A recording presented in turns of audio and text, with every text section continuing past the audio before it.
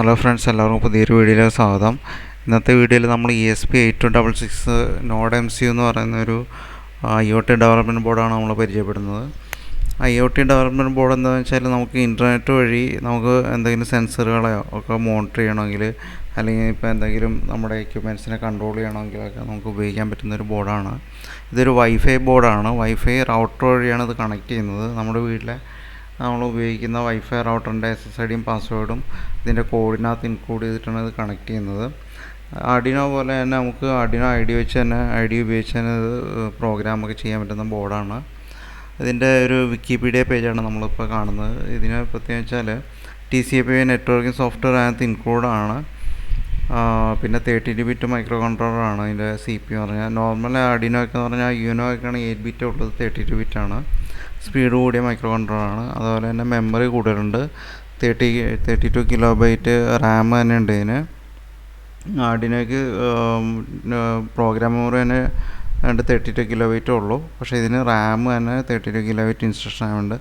അതുകൂടാതെ തന്നെ cash RAM ഉണ്ട് 32 kilobyte, 8 kilobyte user data RAM ഉണ്ട്, 16 ET സിസ്റ്റം ഡാറ്റ ഉണ്ട്. ഹൈ സ്പീഡ് പ്രോസസ്സറാണ്. നമ്മുടെ IoT ബേസിക് ആപ്ലിക്കേഷൻ പറ്റിയ ഹൈ സ്പീഡ് പ്രോസസ്സറാണ്. ഒരു വെബ് സെർവറൊക്കെ ഇതിനകത്ത് ഇൻക്ലൂഡ് ചെയ്യാൻ പറ്റും. ഒരു വെബ് സെർവർ വഴിയാണ് നമ്മൾ വെബ് സെർവർ ഇതിനകത്ത് ചെയ്തിട്ടാണ് നമ്മൾ IoT കാര്യങ്ങളൊക്കെ ചെയ്യുന്നത്, ഇൻ്റർനെറ്റ് ആപ്ലിക്കേഷനൊക്കെ ചെയ്യുന്നത്. അതിൻ്റെ കൂടുതൽ ഡീറ്റെയിൽ നിങ്ങൾ വിക്കിപീഡിയയുടെ പേജിൽ പോയാൽ നിങ്ങൾക്ക് കിട്ടും. അതിൻ്റെ ലിങ്ക് ഞാൻ ഡിസ്ക്രിപ്ഷനിൽ ഇട്ടേക്കാം.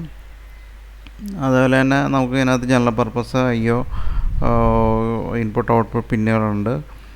അതിൻ്റെ സോഫ്റ്റ്വെയർ ഡെവലപ്മെൻറ്റ് കിറ്റിനൊക്കെ കുറിച്ച് അതിൻ്റെ കൂടുതൽ ഡീറ്റെയിൽസ് എങ്ങനെ ആർഡിനോയിൽ കോൺഫിഗർ ചെയ്യാം അതൊക്കെയാണ് നമ്മൾ നോക്കുന്നത്. ആർഡിനോ ആദ്യമായിട്ട് നമ്മൾ ഈ ESP8266 എന്ന് പറഞ്ഞ IoT ഡെവലപ്മെൻറ്റ് ബോർഡ് നമ്മൾ ആർഡിനോയിൽ എങ്ങനെ കോൺഫിഗർ ചെയ്യുക, എങ്ങനെ അതിൻ്റെ ബോർഡിൻ്റെ ഫയലുകൾ ഇൻസ്റ്റാൾ ചെയ്യും, ലൈബ്രറി എങ്ങനെ ഇൻസ്റ്റാൾ ചെയ്യും, പിന്നെ അതിനകത്തേക്ക് ഒരു ബേസിക്കുള്ളൊരു വെബ് സെർവർ ആപ്ലിക്കേഷൻ നമ്മൾ ലോഡ് ചെയ്തിട്ട് ഒരു LED കൺട്രോൾ ചെയ്യുക എന്നുള്ളതാണ് നമ്മൾ ഇന്നത്തെ വീഡിയോ ഉദ്ദേശിക്കുന്നത്. LED ഓൺ ഓഫ് ആക്കുക എന്നുള്ളതാണ്. നേരെ വിക്കിപീഡിയ പേജിൽ തന്നെ നമുക്ക് ഗിറ്റ്ഹബ് അവരുടെ ലിങ്ക് ഉണ്ട്. ആ ഗിറ്റ്ഹബിൻ്റെ ലിങ്ക് ഞാൻ ഡിസ്ക്രിപ്ഷൻ ഇട്ടേക്കാം. ഗിറ്റ്ഹബിൽ എന്താ ഉണ്ടാവുമെന്ന് വെച്ചാൽ ഇതൊരു ഓപ്പൺ സോഴ്സാണ്. അതിൻ്റെ ഫുൾ സോഴ്സ് കോഡും പിന്നെ അതിന് ഡെവലപ്മെൻറ്റിന് ആവശ്യമായ എല്ലാ കാര്യങ്ങളും ഗിറ്റ്ഹബിൻ്റെ ഈ പേജിനകത്ത് നമുക്ക് അവൈലബിൾ ആണ്. നമുക്ക് ഇതിനകത്ത് നിന്ന് തന്നെ നമുക്ക് അതിൻ്റെ സോഴ്സ് കോഡൊക്കെ ഡൗൺലോഡ് ചെയ്യാം. അതുപോലെ തന്നെ ആർഡിനോയിൽ എങ്ങനെ അത് കോൺഫിഗർ ചെയ്യാന്നുള്ള മുഴുവൻ ഡീറ്റെയിൽസ് ഈ പേജിലുണ്ട്. അതിനാവശ്യമായ ലിങ്കുകളും അതിനാവശ്യമായ ഫയലുകളെല്ലാം അതിനകത്ത് അവൈലബിൾ ആണ്. ഗിറ്റ്ഹബിൻ്റെ ലിങ്ക് വിക്കിപീഡിയ പേജിലുണ്ട്. നമ്മൾ ആദ്യം ചെയ്യേണ്ടതെന്ന് വെച്ചാൽ ഇപ്പോൾ ബോർഡ് വരുമ്പോൾ ഇങ്ങനെയാണ്. അതിൻ്റെ ഹെഡർ പിന്നുകളൊന്നും സോൾവ് ചെയ്തിട്ടുണ്ടാവില്ല. ബോർഡ് ഹെഡർ പിന്നും വേറെ ആയിട്ടായിരിക്കും വരിക.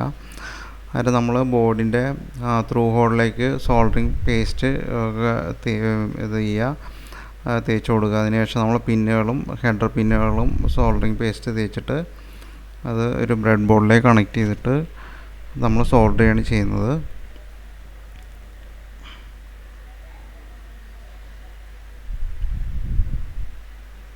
ബോർഡിലേക്ക് പിന്നുകൾ കണക്ട് ചെയ്യുക. അതിനുശേഷം അതൊരു ബ്രെഡ് ബോർഡിലേക്ക് വെച്ചിട്ടാണ് നമ്മൾ സോൾഡർ ചെയ്യുന്നത്. എന്തിനാണെന്ന് വെച്ചാൽ പിന്നുകൾ ബെൻഡായി പോയിരിക്കാൻ നമുക്ക് ഈ ബോർഡ് നമ്മൾ ഡെവലപ്മെൻറ്റ് പർപ്പസിനൊക്കെ വരുമ്പോൾ വെച്ചാൽ നമ്മൾ ബ്രെഡ് ബോർഡിൽ കണക്ട് ചെയ്താണ് നോർമലി ഇത് ചെയ്യുക. ആർഡിനോയുടെ പോലെയല്ല. ആർഡിനോയുടെ എക്സ്ട്രാ പുറത്ത് വെച്ചിട്ട് അതിൽ നിന്ന് നമ്മൾ വയറെടുത്ത് കണക്ട് ചെയ്യുക. നമ്മൾ ഇതുപോലത്തെ ചെറിയ ബോർഡൊക്കെ ബ്രെഡ് ബോർഡിൽ വെച്ചിട്ട് ചെയ്യുന്നതായിരിക്കും കുറച്ചുകൂടെ സൗകര്യം. അതുകൊണ്ട് കറക്റ്റ് ബ്രെഡ് ബോർഡിലേക്ക് ഇൻസേർട്ട് ചെയ്യാൻ പറ്റുകയാണ്. അതുകൊണ്ടാണ് ബ്രെഡ് ബോർഡിൽ നമ്മൾ വെച്ച് ചെയ്യുമ്പോൾ വെച്ചാൽ ഹെഡറൊക്കെ കറക്റ്റ് സ്ട്രെയിറ്റ് ആയിട്ടിരിക്കും. ഞാൻ ഇപ്പോൾ 2 പിന്ന് സോൾഡർ ചെയ്യുന്നേ കാണിക്കുന്നുള്ളൂ. ബാക്കിയുള്ള പിന്നുകൾ അതുപോലെ തന്നെ സോൾഡർ ചെയ്യും.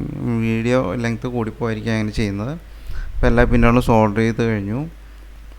സോൾഡറിങ് കഴിഞ്ഞാൽ നമുക്ക് ചെയ്യേണ്ടതെന്ന് വെച്ചാൽ ആ പിന്നുകളെല്ലാം ക്ലീൻ ചെയ്ത് കൊടുക്കണം. സോൾഡർ ചെയ്ത പിന്നുകളെല്ലാം ക്ലീൻ ചെയ്ത് കൊടുക്കണം. അത് PCB ക്ലീനർ എന്ന് പറഞ്ഞൊരു സൊല്യൂഷൻ നമുക്ക് വാങ്ങിക്കാൻ കിട്ടും. അത് വെച്ച് പിന്നുകൾ ക്ലീൻ ചെയ്തിട്ട് പിന്നുകൾ തമ്മിൽ അടുത്തടുത്ത് ഷോർട്ട് സർക്യൂട്ടോ ജമ്പറോ ഒന്നുമില്ല എന്ന് ഉറപ്പ് വരുത്തണം. ക്ലീനിങ് കഴിഞ്ഞ ശേഷം ഒരു 15 മിനിറ്റ് നമ്മളൊന്ന് ഡ്രൈ ആവാൻ അനുവദിക്കണം.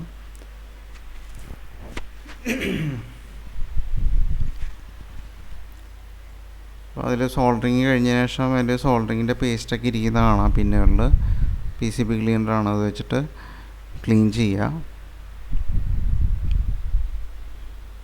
എന്നിട്ട് ബോർഡ് നമ്മൾ ശരിക്കും ഒരു ലെൻസ് വെച്ചിട്ട് ബോർഡിൻ്റെ പിന്നുകൾ നമ്മൾ ഒന്ന് നോക്കണം. കാര്യം വെച്ചാൽ അടുത്തടുത്ത പിന്നുകളിൽ നമ്മൾ സോൾഡറിനിടയ്ക്ക് ഷോർട്ട് സർക്യൂട്ടോ എല്ലാം വന്നോ, ലെഡ് ജമ്പർ ഉണ്ടായിട്ടുണ്ടോ എന്ന് ഇല്ലയെന്ന് ഉറപ്പ് വരുത്തണം. ഉണ്ടെങ്കിൽ അത് റിമൂവ് ചെയ്ത് കറക്റ്റ് ചെയ്യണം.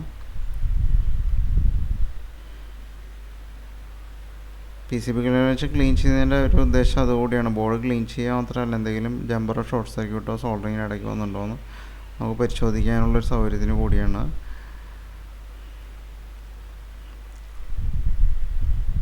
അധികം അമർത്താതെ ക്ലീൻ ചെയ്താൽ മതി. അതിന് ശേഷം അത് പരിശോധിക്കുക, പിന്നുകളെല്ലാം ചെക്ക് ചെയ്യുക. സോൾഡറിങ് ജമ്പറില്ല, ഷോർട്ട് സർക്യൂട്ടൊന്നും ഇല്ലയെന്ന് ഉറപ്പ് വരുത്തിയതിന് ശേഷം അത് ഡ്രൈ ചെയ്യുക. ഒരു 15 മിനിറ്റ് ഡ്രൈ ചെയ്യുക ബോർഡ്. ഫാനിൻ്റെ അടിയിലൊക്കെ ആണെങ്കിൽ ഒരു 10 മിനിറ്റ് 15 മിനിറ്റ് കൊണ്ട് ഡ്രൈ ആവും ഫുള്ളായിട്ട്. ഇപ്പോൾ സോൾഡറിങ് കഴിഞ്ഞിട്ടുണ്ട്. പിന്നെ നമുക്ക് വേണ്ടതെന്ന് വെച്ചാൽ ഇത് നമ്മൾ ആദ്യമായിട്ട് കമ്പ്യൂട്ടറിൽ കണക്ട് ചെയ്യുന്ന സമയത്ത് ഇത് ബോർഡ് ഡിറ്റക്റ്റ് ചെയ്യില്ല. കാര്യം ഈ ബോർഡിൻ്റെ USB വഴിയാണ് കണക്ട് ചെയ്യുന്നത്. USB to TTL ഒരു ചിപ്പുണ്ട്. അതിന് CH340 ആണ് ഈ ബോർഡിൻ്റെ ചിപ്പ്. ഇത് കോമ്പാറ്റബിൾ ബോർഡാണ്, അതുകൊണ്ടാണ് CH340 വരുന്നത്. എക്സ്പ്രസിഫ് എന്ന് പറഞ്ഞ കമ്പനിയാണ് ഈ ബോർഡ് ഇതിൽ ചിപ്പിൻ്റെ ഒക്കെ മാനുഫാക്ചേഴ്സ്. ബോർഡ് പല ആൾക്കാരും ഓപ്പൺ സോഴ്സ് ആയിട്ട് പല കമ്പനികളും പല സ്ഥാപനങ്ങളും ചെറിയ ആൾക്കാരൊക്കെ മാനുഫാക്ചർ ചെയ്യുന്നുണ്ട്. ബോർഡ് അതിൻ്റെ ഡ്രൈവർ ഡൗൺലോഡ് ചെയ്ത് ഇൻസ്റ്റാൾ ചെയ്യണം. നമ്മൾ ബോർഡ് കണക്ട് ചെയ്യുമ്പം ഡിവൈസ് മാനേജർ പോയി നോക്കിക്കഴിഞ്ഞാൽ ഒരു USB to സീരിയൽ എന്ന് പറഞ്ഞിട്ട് കാണിക്കും. പക്ഷേ അതിൻ്റെ ഡ്രൈവർ അതിൻ്റെ എറർ ഉണ്ടാവും. അന്നേരം ആ ഡ്രൈവർ ഏതാണെന്ന് അറിയണമെങ്കിൽ അതിൻ്റെ റൈറ്റ് ക്ലിക്ക് ചെയ്ത് പ്രോപ്പർട്ടിയിൽ ഹാർഡ്വെയർ ID എടുത്തിട്ട് നമ്മൾ ഗൂഗിളിൽ സെർച്ച് ചെയ്ത് കഴിഞ്ഞാൽ CH340 എന്ന് പറഞ്ഞ് ഗൂഗിളിൽ ലിസ്റ്റ് ചെയ്യും. ആ CH340 അതിൻ്റെ ഡ്രൈവറിൻ്റെ ലിങ്ക്, ഡൗൺലോഡ് ചെയ്യാൻ ലിങ്ക് ഞാൻ കൊടുത്തേക്കാം വീഡിയോയുടെ ഡിസ്ക്രിപ്ഷനിൽ. ഡൗൺലോഡ് ചെയ്യുക. ഡ്രൈവർ ഗൈഡ് എന്ന് പറഞ്ഞ സൈറ്റിൽ നിന്നാണ് ഞാൻ ഡൗൺലോഡ് ചെയ്തത്. ഡൗൺലോഡ് ചെയ്തിട്ട് എക്സ്ട്രാക്ട് ചെയ്യുക. ഒരു ആർക്കൈവ് ഒരു സിപ്പ് ഫയൽ ആയിട്ട് RAR ഫയലായിട്ടാണ് വന്നിരിക്കുന്നത്. അത് എക്സ്ട്രാക്ട് ചെയ്യുക. എന്നിട്ട് അതിൻ്റെ ഡ്രൈവർ ഇൻസ്റ്റാൾ ചെയ്യാനുള്ള സെറ്റപ്പ് ഉണ്ട് അതിൽ. അത് റൺ ചെയ്യുക. സെറ്റപ്പ് റൺ ചെയ്യുക. ഇൻസ്റ്റാൾ കൊടുക്കുക. നമ്മൾ ഡിവൈസ് മാനേജർ പോയി നോക്കിയാൽ USB to സീരിയൽ എന്നുള്ള USB to സീരിയൽ CH340 എന്ന് ആയി മാറിയിട്ടുണ്ട്. ഇനി നമ്മുടെ ബോർഡ് ഡിറ്റക്റ്റ് ചെയ്യും കമ്പ്യൂട്ടർ. പോർട്ട് നമ്പർ ഏതാണെന്ന് വെച്ചാൽ പോർട്ട് നമ്പർ അത് Arduino ഓപ്പൺ ചെയ്തിട്ട് നമുക്കത് കണക്ട് ചെയ്യുമ്പോൾ ഓട്ടോമാറ്റിക് ബോർഡ് ഡിറ്റക്റ്റ് ചെയ്യും. Arduino ആ പോർട്ട് സെലക്ട് ചെയ്ത് കൊടുത്താൽ മതി.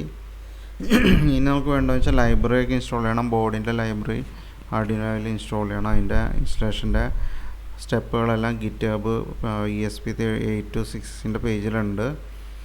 GitHubൻ്റെ ലിങ്ക് ഞാൻ ഡിസ്ക്രിപ്ഷനിൽ ഇട്ടേക്കാം. ബോർഡ് മാനേജറിൻ്റെ ലിങ്ക് അവർ കൊടുത്തിട്ടുണ്ട്. അത് നമ്മൾ കോപ്പി ചെയ്യുക. നമ്മുടെ Arduino IDEയിൽ പോയിട്ട് ഫയൽ പ്രിഫറൻസിനകത്ത് അഡീഷണൽ ബോർഡ് മാനേജർ എന്നുള്ള ലിങ്ക് എന്നുള്ളത് ആഡ് ചെയ്ത് കൊടുക്കുക. അത് കോപ്പി പേസ്റ്റ് ചെയ്യുക. ഏറ്റവും ലേറ്റസ്റ്റ് വെർഷൻ തന്നെയാണത്. അതിൻ്റെ ലിങ്ക് കോപ്പി ചെയ്യുക. റൈറ്റ് ക്ലിക്ക് ചെയ്തിട്ട് കോപ്പി ചെയ്യുക. Arduino ID ഓപ്പൺ ചെയ്യുക.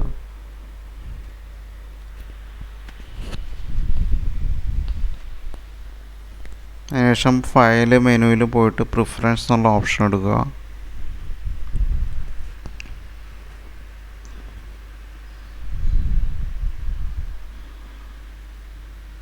പ്രിഫറൻസിനകത്ത് താഴെ അഡീഷണൽ ബോർഡ് മാനേജേഴ്സ് URLs എന്ന് പറഞ്ഞ് കാണാം. അതിന് നേരെയുള്ള ബോക്സിൽ നമ്മളത് പേസ്റ്റ് ചെയ്ത് കൊടുക്കുക. എന്നിട്ട് ഓക്കെ കൊടുക്കുക.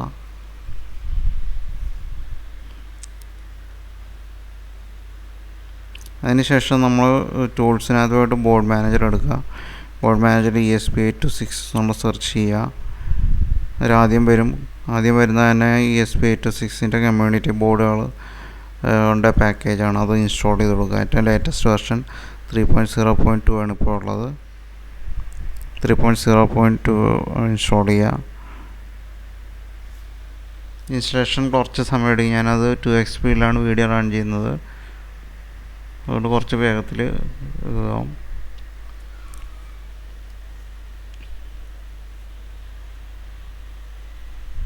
നമ്മുടെ 12V എന്ന് പറഞ്ഞ ബോർഡാണിത്.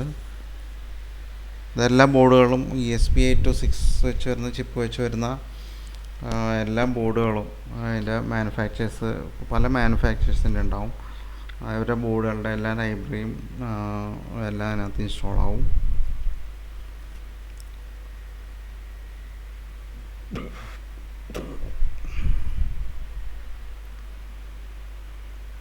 ഞാൻ എന്താണെന്ന് വെച്ചാൽ ബോർഡ് മാനേജറിനകത്ത് പോയിട്ട് സെലക്ട് ബോർഡിനകത്ത് നോക്കിക്കഴിഞ്ഞാൽ പോർട്ട് സെലക്ട് ചെയ്ത് കൊടുക്കണം. പോർട്ട് സെലക്ട് ചെയ്തിട്ട് ബോർഡിനകത്ത് ബോർഡ് മാനേജറിനകത്ത് ബോർഡ് സെലക്ട് ചെയ്യുക. 12V എന്ന് പറഞ്ഞ ബോർഡ് എടുക്കുക, ESPയുടെ.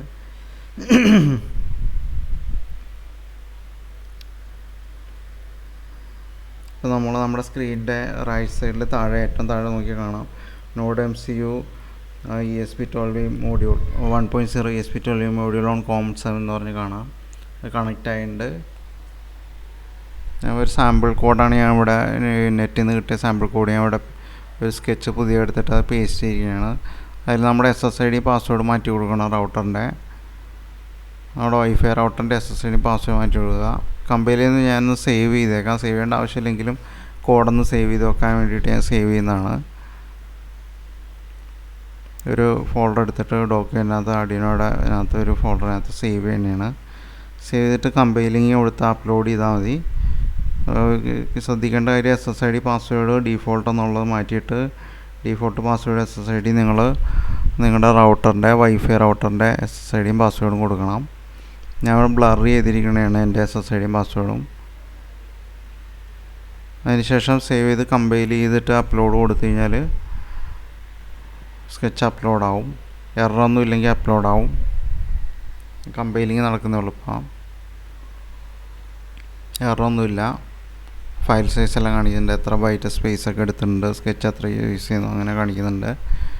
എറർ ഉണ്ടെങ്കിൽ എറർ കാണിച്ചേനെ. ഇനി അപ്ലോഡ് ചെയ്യാം.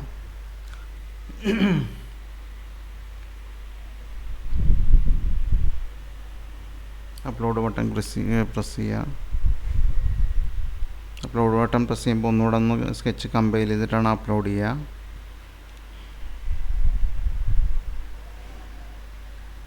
അപ്ലോഡ് ചെയ്യുന്ന സമയത്ത് നമുക്ക് LED ബോർഡിലൊരു ചെറിയൊരു റെഡ് LED ഉണ്ട്. അത് ബ്ലിങ്ക് ആയിക്കൊണ്ടിരിക്കും.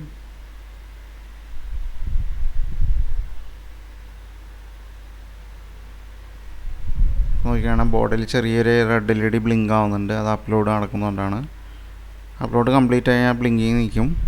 അതിനായിട്ട് നമ്മൾ ബോർഡിൽ ചെറിയ റീസെറ്റ് ബട്ടൺ ഉണ്ടോ എന്ന് പ്രസ് ചെയ്ത് കൊടുക്കണം. അതിനുശേഷം നമ്മൾ നമ്മുടെ Arduinoയുടെ സീരിയൽ മോണിറ്റർ ഓപ്പൺ ചെയ്ത് കഴിഞ്ഞാൽ നമ്മുടെ ബോർഡിനുള്ളിൽ നിന്ന് നമുക്ക് ബോർഡിനുള്ളിലുള്ള ഒരു വെബ് പേജ് ഉണ്ട്, വെബ് പേജ് ഉണ്ട്. ആ പേജിൻ്റെ ഡൊമൈൻ നമുക്ക് കിട്ടും. അതിനിപ്പോൾ നമ്മൾ LED കണക്ട് ചെയ്യും. LED നമ്മൾ D9 പിന്നിൽ, അതായത് GPIO 3 ആണ്. GPIO 3ലാണ് നമ്മൾ LEDയുടെ ആനോഡ് കണക്ട് ചെയ്യണം. ആനോഡ് LEDയുടെ നീളം കൂടിയ ലെഗാണ്. LED പിന്നെ 3 ആണ്. അത് GPIO 3 ആണ്. GPIO 3ക്ക് D9 എന്നും പറയാറുണ്ട്.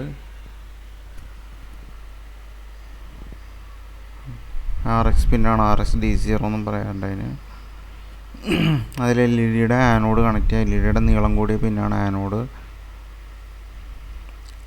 സീരിയൽ മോണിറ്റർ ബോർഡ് റേറ്റ് തെറ്റായിട്ട് കിടക്കണം. 9600 ബോർഡ് മാറ്റിയിട്ട് 115200 ആണ് നമ്മുടെ കോഡിലുള്ള ബോർഡ് റേറ്റ്. അതേ ബോർഡ് റേറ്റിന് കൊടുത്താൽ നമുക്ക് സീരിയൽ മോണിറ്ററിൽ ഡിസ്പ്ലേ ഉണ്ടാവുള്ളൂ.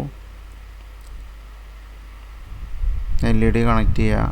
ആനോഡ് പിന്നെ LED GPIO 3ലേക്ക് കണക്ട് ചെയ്യുക. D9 പിന്നിൽ കണക്ട് ചെയ്യുക. ഒരു സീരീസ് റെസിസ്റ്റൻസ് 1 കിലോമീറ്റർ റെസിസ്റ്റർ നമ്മൾ ഗ്രൗണ്ട് പിന്നിലേക്ക് കൊടുക്കുക. ESP32ൻ്റെ ഒരു ജമ്പർ വെച്ചിട്ടാണ് അത് കണക്ട് ചെയ്യുന്നത് ഗ്രൗണ്ട് പിന്നിലേക്ക്. ഇപ്പോൾ നമ്മളിവിടെ ഇപ്പോൾ എല്ലാം സ്കെച്ചെല്ലാം അപ്ലോഡ് ചെയ്ത് കഴിഞ്ഞു. LED കണക്ട് ചെയ്തു. ഈ സീരിയൽ മോണിറ്റർ കാണുന്ന ഈ ഡൊമൈൻ HTTP എന്ന് പറയുന്ന ഡൊമൈൻ എടുത്ത് കോപ്പി ചെയ്തിട്ട് നമ്മളവിടെ ബ്രൗസറിൽ കൊടുക്കുക. ബ്രൗസറിൻ്റെ ഇതിൽ കൊടുക്കുക. കൊടുത്തു കഴിഞ്ഞിട്ട് എൻ്റർ ചെയ്യുക. ഇതതിൻ്റെ ESPയുടെ ഉള്ളിൽ നിന്നുള്ള പേജാണ്. അതിൽ ഓൺ ബട്ടൺ പ്രസ് ചെയ്തപ്പോൾ ഞാൻ ഒരു LED കത്തിയിട്ടുണ്ട്. അപ്പോൾ നമ്മുടെ വീഡിയോ ഇവിടെ അവസാനിക്കുകയാണ്. വീഡിയോ ലൈക്ക് ചെയ്യുക, സബ്സ്ക്രൈബ് ചെയ്യാത്ത സബ്സ്ക്രൈബ് ചെയ്യുക. Thank you all. ബൈ.